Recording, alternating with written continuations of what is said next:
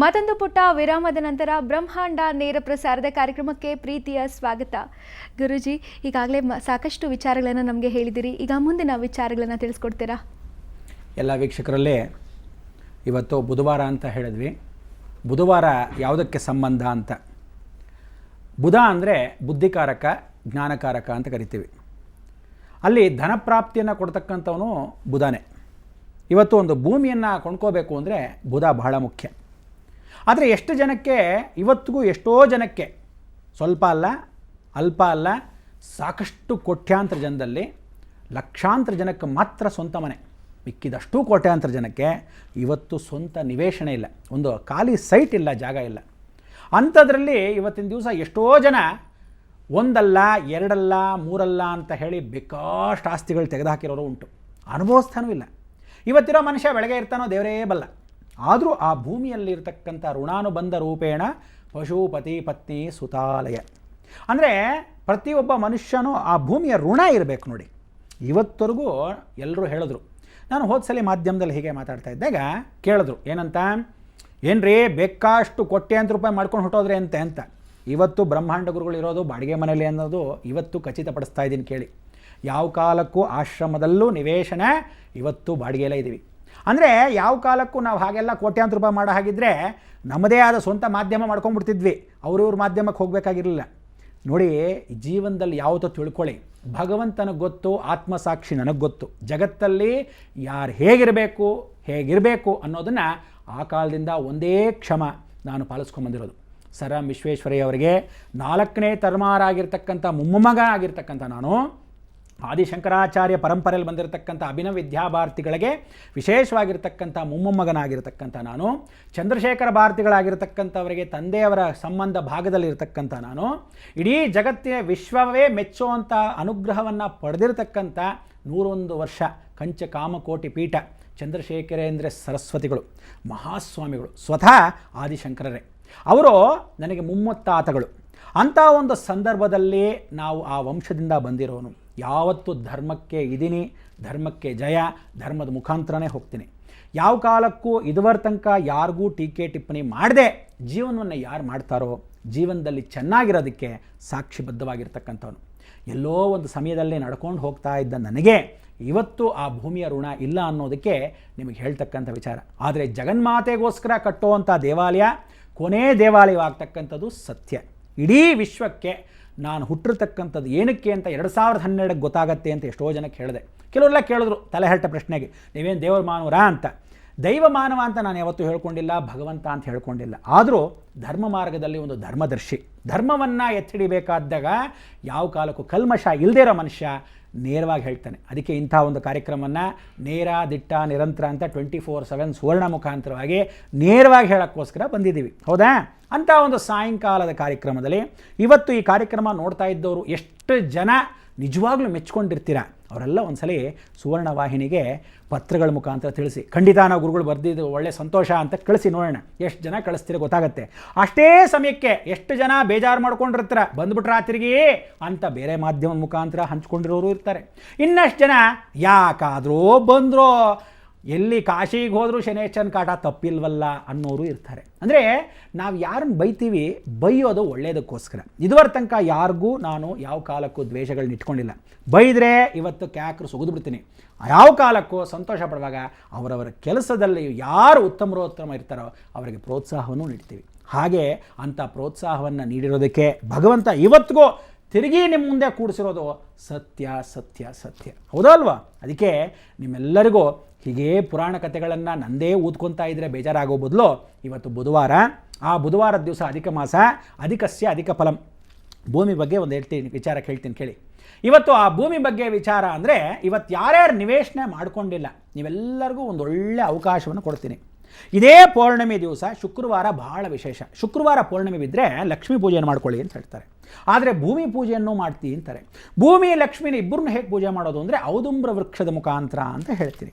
ಆ ಔದುಂಬ್ರ ವೃಕ್ಷವನ್ನು ಯಾರು ಬೆಳಗ್ಗೆ ಎದ್ದು ಗುರು ಬ್ರಹ್ಮ, ಗುರು ವಿಷ್ಣು, ಗುರುದೇವೋ ಮಹೇಶ್ವರ, ಗುರು ಸಾಕ್ಷಾತ್ ಪರಬ್ರಹ್ಮ ತಸ್ಮೈ ಶ್ರೀ ಗುರವೇ ನಮಃ, 300 ಮುಕ್ಕೋಟಿ ದೇವತೆಗಳು ದತ್ತಾತ್ರೇಯ ಸ್ವರೂಪದಲ್ಲಿ ತ್ರಿಮೂರ್ತಿಗಳು ಅನುಸ್ಯಾದೇವಿ ಮುಖಾಂತರವಾಗಿ ಸೃಷ್ಟಿಯಾಗಿರೋ ಆ ದತ್ತಾತ್ರೇಯ ಸ್ವರೂಪದಲ್ಲಿ ಇವತ್ತಿನ ದಿವಸ ಸಾರ್ಥಕದ ನಿಮ್ಮ ಜನ್ಮ ಔದುಂಬ್ರ ವೃಕ್ಷ ಅಂದರೆ ಹತ್ತಿ ಮರ. ಹತ್ತಿಯಲ್ಲಪ್ಪ, ಹತ್ತಿ ಮರ.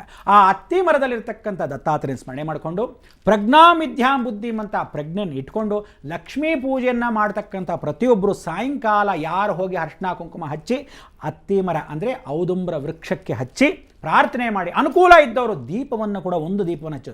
ಹಾಗೇನ್ಬಿಟ್ಟು ಎಲ್ಲರೂ ಹೋಗಿ ಒಂದೇ ಮರ ಹಿಡ್ಕೊಂಡ್ಬಿಡ್ಬೇಡಿ, ಅರ್ಥ ಆಯ್ತಾ? ಉಣ್ಣಿಂದೇ ಒಗೇ ಕಾಲು ಅಂತ ಎಲ್ಲರೂ ಹೋಗಿ ಒಂದು ಕಾಲು ಹಿಡ್ಕೊಬೇಡಿ. ಎಲ್ಲ ಭಗವಂತನ ಅನುಗ್ರಹದಲ್ಲಿ ನಾನಾ ರೀತಿಯಲ್ಲಿದೆ. ಆ ರೀತಿ ಸ್ಮರಣೆ ಮಾಡ್ಕೊಳ್ಳಿ. ಆವತ್ತಿನ ದಿವಸ ಏನು ಮಾಡಬೇಕು ಅನ್ನೋ ರಹಸ್ಯ ಕೂಡ ನಿಮಗೆ ತಿಳಿಸ್ತೀನಿ. ಆದರೆ ಒಂದು ವಿಚಾರ, ಎಲ್ಲೆಲ್ಲಿ ಭೂಮಿ ತೊಗೊಂಡಿದ್ದೀರಾ ದಯವಿಟ್ಟು ಹೇಳ್ತಾ ಇದ್ದೀನಿ, ವಾಸ್ತವಿಕವಾಗಿ ಹೇಳ್ತಾ ಇದ್ದೀನಿ, ದಕ್ಷಿಣದಲ್ಲಿ ಯಾರು ನಿವೇಶನ ಮಾಡ್ತಾ ಇದ್ದೀರೋ ಜಲಮದಲ್ಲಿ ಉದ್ಧಾರ ಆಗಲ್ಲ ಅಂತ ಖಡಾಖಂಡಿತವಾಗಿ ಹೇಳ್ತಾ ಇದ್ದೀನಿ. ಅಂದು ಇಂದು ಎಂದೆಂದೂ ದಕ್ಷಿಣದಲ್ಲಿ ವಾಸವಾಗಿರೋನು ಕುಜ, ಋಣದಲ್ಲೇ ಇರ್ತೀರ, ಸಾಲದಲ್ಲಿ. ಯಾವ ಕಾಲಕ್ಕೂ ಹೆಣ್ಣು ಮಕ್ಕಳು ಮನೆಯಲ್ಲಿ ಮದುವೆ ಆಗದೇ ಇದ್ದವರು ಯಾವ ಕಾಲಕ್ಕೂ ಕಷ್ಟ ಪಡ್ತಾನೆ ಇರ್ತಾರೆ, ಮನೆ ಬಿಟ್ಟು ಹೊಟ್ಟೋಗ್ತಾ ಇರ್ತಾರೆ, ಕೆಟ್ಟ ಗಳಿಗೆಗಳು ಬರ್ತಾನೆ ಇರುತ್ತೆ.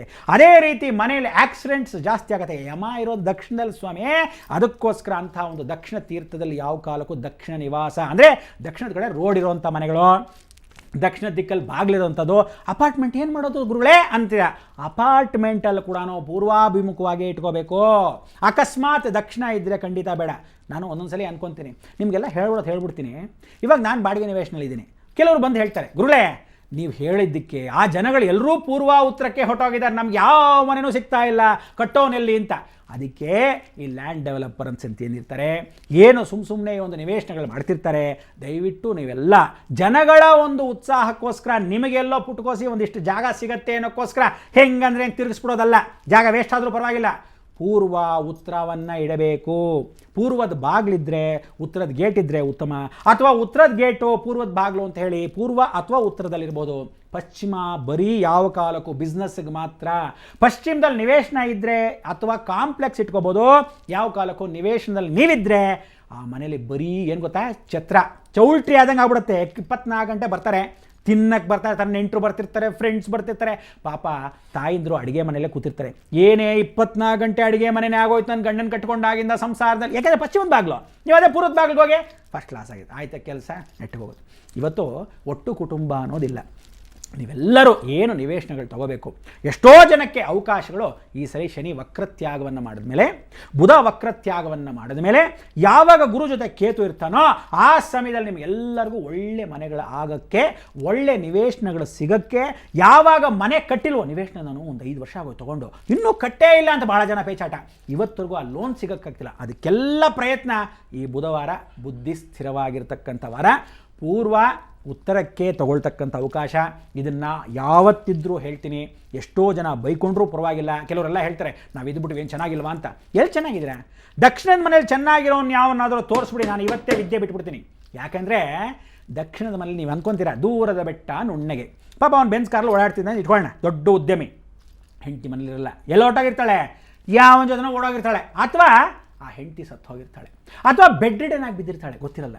ಹೀಗಾಗಿರುತ್ತೆ ಅವ್ರ ಸಂಸಾರ. ಇಲ್ಲ ಮಗ ಬಂದು ತಂದೆಗೆ ಪಿಂಡ ಇಡೋ ಬದಲು ತಂದೆ ಮಗನ ಪಿಂಡ ಇಡ್ತಾ ಇರ್ತಾನೆ. ಅಂದರೆ ಏನೋ ವಯಸ್ಸು ವರ್ಷ ಆಗೋಗಿರುತ್ತೆ. ಅವನ ಕರ್ಮ ಏನು ಅಂದರೆ ದಕ್ಷಿಣದ ಮನೇಲಿ ಒಬ್ಬಂಟಿಗನಾಗಿ ಒಂಟಿ ಪಿಶಾಚಿಯಾಗಿ ಆ ಮನೆ ತುಂಬ ಕೋಟ್ಯಾಧೀಶ್ವರ ಕೂತ್ಕೊಂಡಿರ್ತಾನೆ. ಇಲ್ಲ ಬರೀ ರೋಗಗಳು, ಮಾತ್ರೆ ಸುರ್ಕೊಂಡು ಒಂದು ಬೆಳಗ್ಗೆ ಮಧ್ಯಾಹ್ನ 4, ರಾತ್ರಿ ಮಲ್ಕೊಳ್ಳೋಕೆ 13 ಹೀಗೆ ಮಲ್ಕೊಳ್ತಾರೆ. ಚಿಂತೆ. ಇವಾಗ ನೋಡಿ ಕಲಿಯುಗ ಅಲ್ಲ ಇದು, ಟೆನ್ಷನ್ ಯುಗ. ಇನ್ನು ಸ್ವಲ್ಪ ದಿವಸ ಹೋಗ್ತಾರೆ, ಇನ್ನೊಂದು ಸ್ವಲ್ಪ ಟೆನ್ಷನ್ನು. ಏನಪ್ಪ ಯಾವಾಗಲೂ ಗುರುಗಳು ಟೆನ್ಷನ್ನೇ ಕೊಡ್ತಾ ಇರ್ತಾರೆ ಅಂತ. ಭಯ ಭೀತಿ ಅನ್ನೋದು ನಿಮಗೆ ಇರಬೇಕು, ಆದರೆ 24 ಗಂಟೆ ಭಯದಿಂದ ಹೋಗಿ ಅಂತ ನಾನು ಯಾವತ್ತೂ ಹೇಳಿಲ್ಲ. ನಿಮಗೆಲ್ಲ ಪರಿಹಾರವನ್ನು ಪರಿಸೂಕ್ತವಾಗಿ ಕೊಡ್ತಕ್ಕಂಥ ವಿಚಾರವು ನಾನು ಹೇಳ್ತೀನಿ. ಆದರೆ ಪಾಲಿಸ್ತಕ್ಕಂಥವನು ಏನಾದರೂ ಒಬ್ಬನು ಯಾವನೋ ಮಾಡ್ತಾನೆ ಅಂತ ಇಟ್ಕೊಳ್ಳಿ, ನೀವು ಹೋಗಿ ಏನು ಮಾಡ್ತೀರಾ? ಭಾಳ ಜನ ಕೆಲವರು ಅಯ್ಯಪ್ಪ ಹೇಳ್ತಾರೆ ಮಾಡೋಕ್ಕೆ ಕೆಲಸವಿಲ್ಲರಿ, ಅವ್ರ ಮಾತು ಏನು ಕೇಳ್ತೀರ ಅಂತ ಭಾಳ ಜನ ಹೇಳ್ತಾರೆ.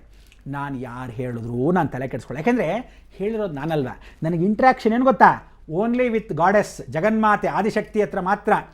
ಭಯ ಪಟ್ಟರೆ, ಶ್ರದ್ಧಾ ವಿದ್ಯೆ ಇದ್ದರೆ ಕೇಳೋ ಮಾತೆಲ್ಲ ಜಗನ್ಮಾತೆ ಮುಖಾಂತರ. ಏನು ಇನ್ಫ್ರಾರೆಡ್ ರೇಸ್ ಇನ್ಫ್ರಾವೈಲೆಟ್ ರೇಸ್ ಅಂತ ನೀವು ಅನ್ಕೊತಾ ಇದ್ದೀರಾ, ಇವತ್ತಿಲ್ಲಿಂದ ರಿಮೋಟ್ ಕಂಟ್ರೋಲ್ ಟಿವಿನ ಆನ್ ಮಾಡ್ತಿರಲ್ಲ, ಹಾಗೇ ಆ ಜಗನ್ಮಾತೆ ನನಗೊಂದು ದೈವಶಕ್ತಿ ಜ್ಞಾನಶಕ್ತಿ ಅಂತ ಕೊಟ್ಟಿದ್ದಾಳೆ. ಎಷ್ಟೋ ಜನ್ಮದ ನಮ್ಮ ತಂದೆ ತಾಯಿ ಮಾಡಿರ್ತಕ್ಕಂಥ ಪುಣ್ಯದಿಂದ ಇವತ್ತು ನಾನಿಷ್ಟು ಮಟ್ಟಿಗೆ ಇದ್ದೀನಿ ಅಂದರೆ ಆ ಜಗನ್ಮಾತೆಯ ಅನುಗ್ರಹ. ಆ ಜಗನ್ಮಾತೆಗೋಸ್ಕರ ನಿಮಗೆಲ್ಲರಿಗೂ ನಾನು ಹೇಳ್ತೀನಿ, ನಾನೆಷ್ಟು ಚೆನ್ನಾಗಿದ್ದೀನೋ ನೀವುಗಳು ಅಷ್ಟೇ ಚೆನ್ನಾಗಿರಿ. ಇದರಲ್ಲಿ ಯಾವ ಜಾತಿ ಮತ ಭೇದವನ್ನೆಲ್ಲ ಬಿಟ್ಟು ಬಿಸಾಕಿ ನಾನು ಹೇಳೋ ರೂಲ್ಸ್ ರೆಗ್ಯುಲೇಷನ್ ಎಲ್ರಿಗೂ ಒಂದೇ ರೂಲ್ಸು.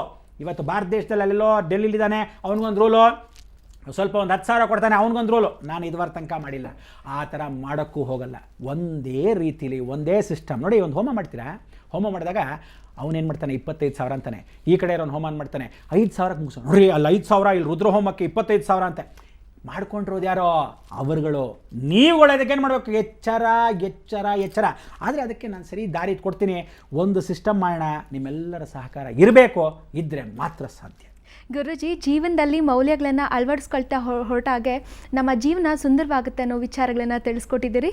ವೀಕ್ಷಕರೇ, ಇನ್ನು ಮತ್ತಷ್ಟು ವಿಚಾರಗಳನ್ನು ನಾವೆಲ್ಲರೂ ತಿಳ್ಕೊಳ್ಳೋಣ. ಆದರೆ ಅದಕ್ಕೂ ಮುನ್ನ ಈಗ ಬ್ರಹ್ಮಾಂಡ ನೇರ ಪ್ರಸಾರದ ಕಾರ್ಯಕ್ರಮದಲ್ಲಿ ಮತ್ತೊಂದು ಪುಟ್ಟ ವಿರಾಮ.